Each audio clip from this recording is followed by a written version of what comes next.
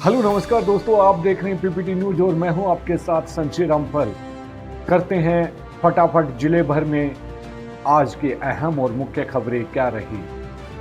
रबी 2022 के लंबित मुआवजे के लिए पटवारी को दी कागजात, चरखी दादरी। अब खबर विस्तार से। किसान भाइयों, रबी 2022 के फसल खराबे के बकाया मुआवजे के लिए संबंधित किसान पटवारी के पास अपने कागजात जमा करवा दे।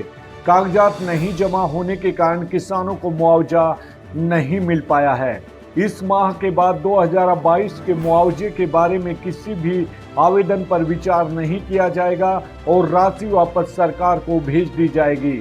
बारडा के उपमंडल अधिकारी एवं एसडीएम सुरेश कुमार ने जानकारी देते हुए बताया कि बारडा उपमंडल में आने वाले 23 गांव में रबी 2022 के दौरान ओलावृष्टि से फसल खराब हो गई थी। प्रभावित किसानों को प्रदेश सरकार की ओर से मुआवजा दिया गया था। उपमंडल के उन किसानों का इस अवधि का फसल खराबे का मुआवजा बाकी है, जिन्होंने अपने कागजात पटवारी के पास जमा नहीं करवाए थे। ऐसे किसान अब भी संबंधित पटवारी के पास अपने कागजात जमा करवा सकते हैं और मुआवजा प्राप्त कर सकते हैं। इस माह के बाद रबी 2022 से संबंधित फसल मुआवजे किसी भी आवेदन पर विचार नहीं किया जाएगा और राशि सरकार को वापस भेज दी जाएगी। जनता कॉलेज में 5 मार्च को सजेगी सुरों की महफिल। पंडित सुभाष चंद्र घोष की टीम देगी प्रस्तुति।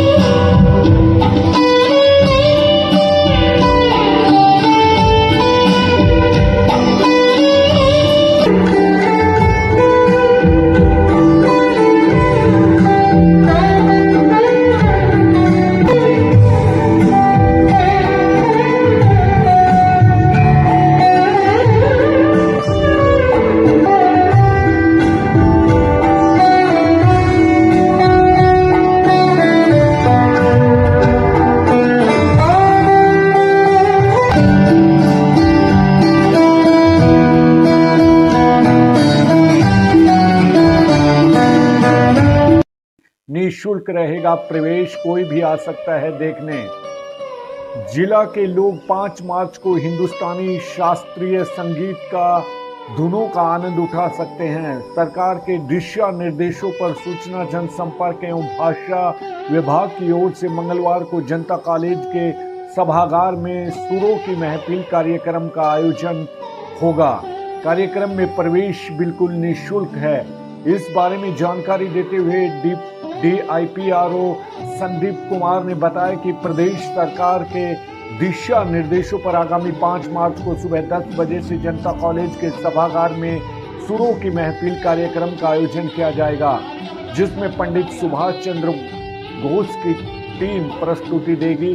पूरा कार्यक्रम उपायुक्त मनदीप कौर के मार्गदर्शन में आयोजित होगा और उपायुक्त स्वयं कार्यक्रम को देखने भी पहुंचेंगे। उन्होंने बताया कि उपायुक्त के निर्देशों पर यह कार्यक्रम सभी के लिए निःशुल्क होगा और कोई भी व्यक्ति इसको देखने के लिए आ सकता है। उन्होंने बताया कि जनता कॉलेज के सभागार में आयोजित होने वाली म्यूजिकल इवेंट में अंतर्राष्ट्रीय ख्याति प्राप्त कलाकार पंडित सुभाष चंद्र घोष शास्त्रीय संगीत की प्रस्तुति देते हुए अपने वाद्य यंत्र नव स्वर रागनी की धुन से श्रोताओं का मंत्रमुग्ध करेंगे। उसके साथ तबला वादक रजनीश धीमान, सुरेश शर्मा व अक्षय कौशल भी अपनी कला का जौहर बिखेरेंगे। DIPRO ने कहा कि शास्त्रीय संगीत देश की समृद्ध संस्कृति का महत्वपूर्ण हिस्सा है। आजादी के अमृत महोत्सव के काल में केंद्र व प्रदेश सरकार द्वारा हर विधा व हर क्षेत्र में विभिन्न गतिविधियां एवं कार्यक्रमों का आयोजन किया जा रहा है। इसी कड़ी में सूचना जनसंपर्क एवं भाषा विभाग हरियाणा और जिला प्रशासन द्वारा इस सांस्कृतिक कार्यक्रम का आयोजन किया जा रहा है। विधानसभा के मास्टर ट्रेनरों का प्रशिक्षण शिविर आयोजित। जिला में लगातार 3 दिनों तक प्रस्तावित लोकसभा चुनाव को देखते हुए प्रशिक्षण शिविर का आयोजन किया गया। इस दौरान जिला स्तर के मास्टर ट्रेनरों ने विधानसभा स्तर के ट्रेनरों को प्रशिक्षण दिया। अंतिम दिन जिला परिषद के CEO प्रदीप कौशिक ने EVM में मतगणना और पोस्टल बैलेट आदि को लेकर जानकारी दी। उन्होंने कहा कि इस समय में बदलाव के साथ वोटिंग के लिए नई तकनीकी को जोड़ा जा रहा है ताकि चुनाव के दौरान और अधिक पारदर्शिता रहे और चुनाव शांतिपूर्ण संपन्न कराए जा सकें। इस प्रकार EVM के साथ VVPAT, जिससे वोटिंग के समय मतदाता को अपने किए हुए वोट की जानकारी मिलती है। उन्होंने कहा कि ये दोनों मशीनें मतदाता आधार हैं। चुनाव से जुड़े सभी अधिकारियों और कर्मचारियों को इनकी कार्यविधि की जानकारी होना जरूरी है। चुनाव प्रक्रिया के दौरान होने वाले सभी प्रशिक्षणों को अच्छी प्रकार से रुचि के साथ लें, तभी मशीनों और इससे संबंधित नियमों की जानकारी होगी। CEO ने कहा कि मतदान के बाद जब मतगणना की बारी आती है तो उस समय से पहले भी कई सत्र पर प्रशिक्षण होते हैं। आज के प्रशिक्षण की तरह भी इनमें मतगणना के दौरान बरती जाने वाली सावधानियों से अवगत कराया जाता है। साथ ही मतगणना की पूरी प्रक्रिया को लेकर भी बारीकियों की जानकारी दी जाती है। उन्होंने कहा कि मतगणना की शुरुआत में पोस्टल बैलेट की गिनती होती है और पोस्टल बैलेट की गिनती पूरी होने के बाद EVM में मतगणना के राउंड शुरू किए जाते हैं। उन्होंने बताया कि लोकसभा आम चुनाव 2024 के मद्देनजर आमजन को EVM के बारे में जागरूक करने और EVM के बारे में नागरिकों की शंकाओं का समाधान करने के लिए जिला में विभिन्न जगहों पर प्रशिक्षण केंद्र स्थापित किए गए हैं, जिन पर EVM मास्टर ट्रेनर नियुक्त किए गए हैं जो आम जन को EVM से संबंधित जानकारी दे रहे हैं। उन्होंने बताया कि लघु सचिवालय सहित जिला के कई जगह EVM प्रशिक्षण केंद्र स्थापित किए गए हैं। उन्होंने बताया कि इन प्रशिक्षण केंद्रों पर कोई भी व्यक्ति कार्यालय समय में जाकर EVM के बारे में नियुक्त EVM मास्टर ट्रेनर से जानकारी प्राप्त कर सकता है। अग्निवीर कलरक स्टोर कीपर तकनीकी के परिणाम घोषित।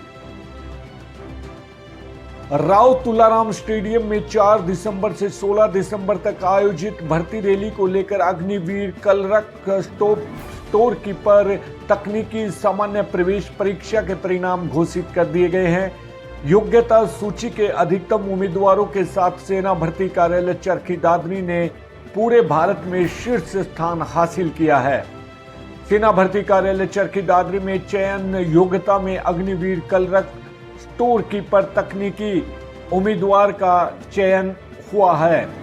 सेना भर्ती कार्यालय चरखी दादरी में भर्ती निदेशक आनंद साखले ने जानकारी देते हुए बताया कि दादरी की ओर से हरियाणा के 4 जिलों यानी चरखी दादरी, भिवानी, महेंद्रगढ़ और रेवाड़ी के लिए भर्ती की जाती है। दिसंबर माह में भर्ती कार्यालय की ओर से आयोजित रैली में चारों जिला के युवाओं ने भाग लिया था, जिसका आज परिणाम आ गया है।